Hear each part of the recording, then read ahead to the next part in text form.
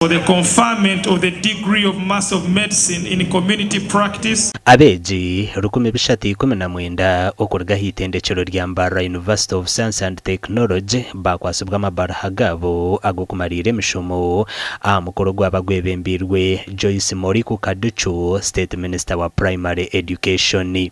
Kaducho mukugamba kwe yarabura Abeegi okugire mico mirungi baketantara indwara z'obushambani. Graduates, behavioral diseases are real.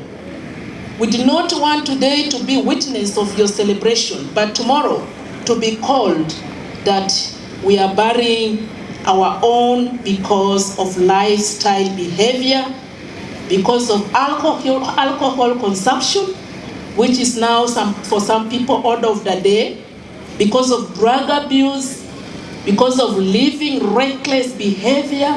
We are cautioning you. Yayihanangereza abamare mishomo yabo okureba ngo bayitwaza je baba batakatunjira imeromo. The journey. Life is not a race. A journey that requires you to take a step one at a time.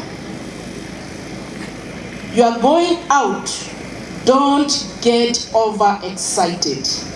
Abeegi abamare mishomo yabo bagambe baraberemo. Nanye nareba ngu nayega masters niza kwongeraho cyango mu community zitu kwa yamba abakazi abinenda abatinenda nabindi buzubwona bwona.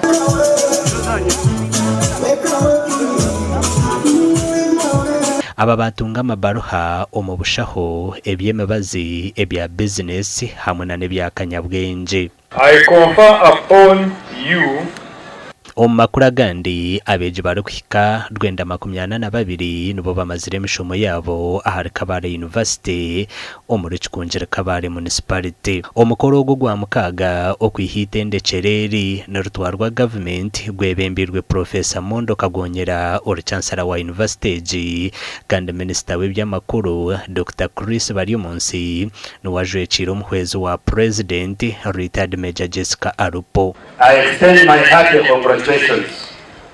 I thank the parents and the guardians for the sacrifices made to enable you to undertake the various programs of study here at Kabale University. We are here to celebrate your achievements.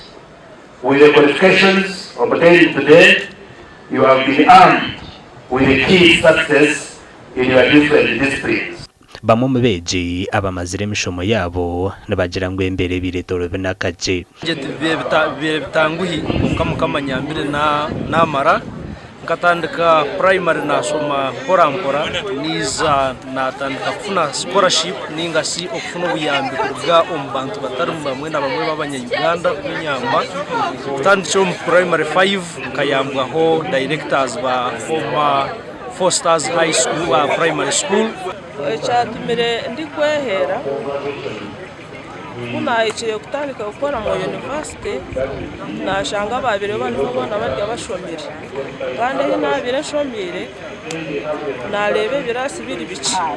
Aha mukorogo abajwara bashabwa kwetwaza je baba bari abo kumaraho mu nseji.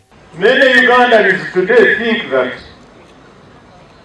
success is measured by the amount of money on your bank account, irrespective of how you obtain. Even thieves who steal public funds are able to succeed. That's part of our major problem. Abebembezi ba university nabo hine bashaba government amakuru agagasha kwa Adolphe Yoreka hamwe na Job Namanya.